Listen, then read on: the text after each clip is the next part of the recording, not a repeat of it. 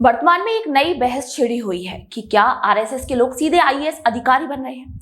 ये सवाल इसलिए उठ रहा है क्योंकि यूपीएससी में लेटरल एंट्री की प्रक्रिया को लेकर चर्चाएं बढ़ी हुई है। लेकिन क्या वास्तव में ऐसा हो रहा है? क्या लेटरल एंट्री में आरक्षण और परीक्षा की व्यवस्था नहीं है? क्या लेटरल एंट्री में आरक्षण नहीं होता और यह सीधी भर्ती कैसे काम करती है? आइए जानिए इस प्रणाली की गहराई और इससे जुड़ी सच्चाइयों को। नमस्कार, मैं निशा शर्मा और आप सभी का स्वागत करती हूँ गोल्डन हिल पर।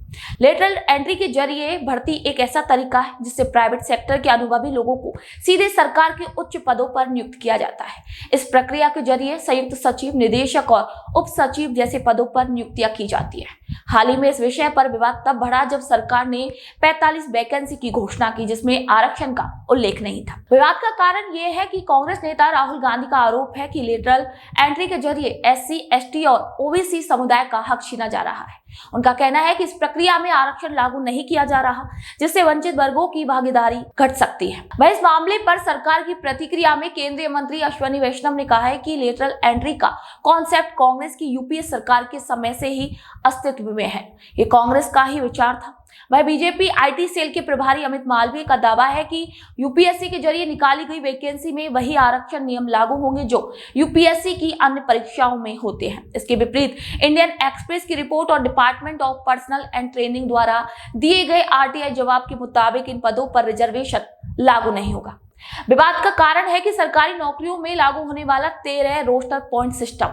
इस प्रणाली के तहत हर चौथा पद ओबीसी, हर 7वां पद एससी और हर 14वां पद एसटी और हर 10वां पद ईडब्ल्यूएस के लिए रिजर्व होता है। लेकिन अगर कुल पद 3 से कम हो तो रिजर्वेशन लागू नहीं होता है। यूपीएससी की इस बार की लेटरल एंट्री के तहत 45 पदों पर वैकेंसी निकाली गई है। हालांकि सरकार ने कानूनी टेक्निकल वजहों का हवाला देते हुए अलग अलग विभागों के लिए 3 से कम पदों का विज्ञापन जारी किया है, जिससे रिजर्वेशन लागू नहीं हो पा रहा है। अब बात करेंगे कि लेटरल एंट्री आखिर होती क्या है और इसकी प्रक्रिया क्या होती है। लेटरल एंट्री की सुविधा भारत में एक महत्वपूर्ण भर्ती प्रक्रिया है जो विशेष रूप से मिड लेवल और सीनियर लेवल पर अफसरों की नियुक्ति के लिए की जाती है।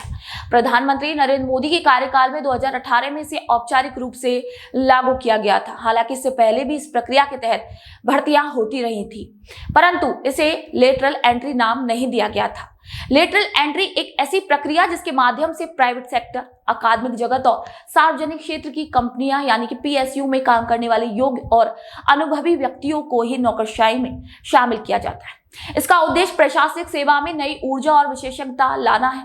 लेटरल एंट्री के तहत नियुक्ति पाने वाले लोगों को आमतौर पर 3 से 5 साल की अवधि के लिए हायर किया जाता है और आवश्यकता के मुताबिक उनकी सेवा अवधि को बढ़ाया भी जा सकता है। इस प्रक्रिया का उद्देश्य विशेषज्ञता की मांग वाले पदों पर योग्य और अनुभवी व्यक्तियों को नियुक्त करना है ताकि प्रशासनिक कार्यों में अधिक कुशलता और प्रभावी संचालन सुनिश्चित किया जा सके। वह इस प्रक्रिया को लेकर विवाद भी उत्पन्न हुए हैं, जिनमें से एक ये तर्क दिया गया कि लेटरल एंट्री के माध्यम से सरकार अपने समर्थकों और विशेष व्यक्तियों को उच्च पदों पर नियुक्त कर रही है। हालांकि सरकारी सूत्रों के मुताबिक लेटरल एंट्री की अवधारणा नई नहीं है। इसकी औपचारिक शुरुआत की कोशिश तो यूपीए सरकार के समय में ही की गई थी। आइए लेटरल एंट्री के इतिहास पर एक नजर डालते हैं। इस प्रक्रिया का औपचारिक रूप से शुभारंभ प्रधानमंत्री नरेंद्र मोदी के कार्यकाल में 2018 में हुआ था, लेकिन इससे पहले भी ये प्रथा चलन में थी। उदाहरण के लिए डॉक्टर मनमोहन सिंह को 1971 में तत्कालीन विदेश व्यापार मंत्रालय में आर्थिक सलाहकार के रूप में नियुक्त किया गया था और इसी के बाद उन्होंने वित्त मंत्री के रूप में और आखिर में प्रधानमंत्री के रूप में कार्य किया। इसी तरह सैम पित्रोदा, वी कृष्णमूर्ति, बिमल जालान, कौशिक वासु, रघुराम राजन और मोंटेग सिंह अहलुवालिया जैसे कई प्रमुख विशेषज्ञ भी लेटरल एंट्री के माध्यम से सरकारी सेवाओं में आए और उन्होंने अपनी महत्वपूर्ण भूमिकाएं भी निभाई। 1954 में आईजी पटेल को आर्थिक सलाहकार के रूप में नियुक्त किया गया था। उनकी दक्षता की पहचान होते ही उन्हें वित्त विभाग का सचिव बना दिया गया और बाद में भारतीय रिजर्व बैंक यानी आरबीआई का गवर्नर भी नियुक्त किया गया था। 1959 में पंडित जवाहरलाल नेहरू ने इंडस्ट्रियल मैनेजमेंट पूल की शुरुआत की थी और इस पहल के तहत मंटोष सोडी जैसे विशेषज्ञों को सरकारी सेवा में शामिल किया गया और उन्होंने भारी उद्योग का सचिव भी बना दिया गया। इसी तरह वी कृष्णमूर्ति को बीएचईएल, एसईआईएल और अन्य पीएसयू की जिम्मेदारी सौंपी गई। डीबी कपूर ने भी ऊर्जा, भारी उद्योग और रसायन, पेट्रोकेमिकल विभागों में अपनी महत्वपूर्ण भूमिकाएं निभाई। 1971 में पूर्व प्रधानमंत्री मनमोहन सिंह को आर्थिक सलाहकार के रूप में भर्ती किया गया। पहले उन्हें वाणिज्य मंत्रालय में जिम्मेदारी दी गई और बाद में वे कई महत्वपूर्ण पदों पर रहे। जनता पार्टी की सरकार के दौरान रेलवे इंजीनियर एम मैनेजेस को डिफेंस प्रोडक्शन का सचिव बनाया गया था, जिससे इस क्षेत्र में सुधार की उम्मीदें जागी थी। राजीव गांधी की सरकार में केरल इलेक्ट्रॉनिक्स डेवलपमेंट कॉर्पोरेशन के चेयरमैन केपीपी नाम्बियार को इलेक्ट्रॉनिक्स सचिव नियुक्त किया गया था और इसके साथ ही सैम पित्रोदा को centre for development of telematics की जिम्मेदारी सौंपी गई थी। 1980 और 1990 के दशक में भी कई आर्थिक विशेषज्ञ सीधे सीधे सरकार में शामिल हुए थे। इन्हें संयुक्त सचिव जैसे महत्वपूर्ण पदों पर नियुक्त किया गया था और बाद में ये सचिव के पद तक पहुंचे थे। 2002 में अटल बिहारी वाजपेयी की सरकार ने आरबी शाही को प्राइवेट सेक्टर से लाकर ऊर्जा मंत्रालय का सचिव नियुक्त किया था ताकि ऊर्जा क्षेत्र में सुधार किया जा सके। 2005 में यूपीए सरकार ने दूसरे प्रशासनिक सुधार आयोग का गठन किया, जिसका नेतृत्व बीरप्पा मोइली कर रहे थे। इस आयोग ने यह सिफारिश की थी कि कुछ महत्वपूर्ण पदों पर विशेषज्ञता की आवश्यकता होती है और वहां की नियुक्ति के लिए लेटरल एंट्री की प्रक्रिया अपनाई जानी चाहिए। अब यह सवाल उठता है कि आखिर लेटरल एंट्री में आरक्षण क्यों नहीं मिलता है। इसका जवाब समझने के लिए हमें सबसे पहले यह जानना होगा कि सरकारी भर्तियों में आरक्षण कैसे काम करता है। आरक्षण के लिए 13 बिंदु वाली रोस्टर पॉलिसी लागू होती है, जो काडर आधारित भर्ती पर निर्भर होती है।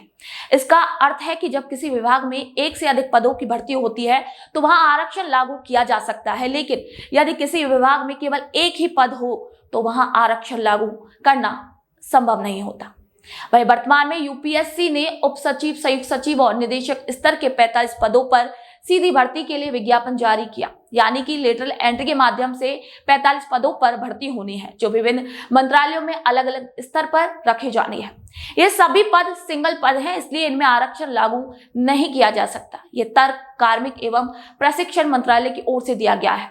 वही विपक्ष ने सरकार पर आरोप लगाया है कि ये आरक्षण खत्म करने की साजिश है। विपक्ष का कहना है कि मोदी सरकार लेटरल एंट्री के माध्यम से आरक्षित वर्गों के अधिकारों को कमजोर कर रही है। केंद्रीय मंत्री अश्विनी वैष्णव ने भी इस विषय पर कांग्रेस पर आरोप लगाया कि वे लेटरल एंट्री की प्रक्रिया को लेकर भ्रामक और गलत दावे कर रही है। उनका कहना है कि इस प्रक्रिया से अनुसूचित जाति यानी एससी और अनुसूचित जनजाति एसटी के लिए आरक्षित पदों पर कोई भी असर नहीं पड़ेगा।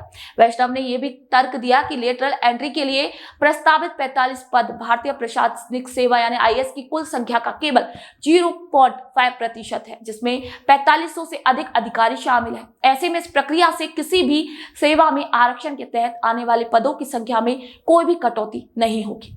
कांग्रेस के मुताबिक ये प्रक्रिया समाज के ताकतवर वर्गों को लाभ पहुंचाने के लिए है, जबकि बीजेपी इसे पारदर्शी प्रक्रिया के रूप में पेश कर रही है। आपको बता दें कि लेटरल एंट्री और सीधी भर्ती की प्रक्रिया कोई नई बात नहीं है। 1950 से ही इस प्रणाली के जरिए सरकार ने विभिन्न क्षेत्रों के विशेषज्ञों को महत्वपूर्ण पदों पर नियुक्त किया है, चाहे वह आईजी पटेल हो, डॉक्टर मनमोहन सिंह हो, वी कृष्णमूर्ति, मोंटेन सिंह, अहलूवालिया या फिर आरबी शाही।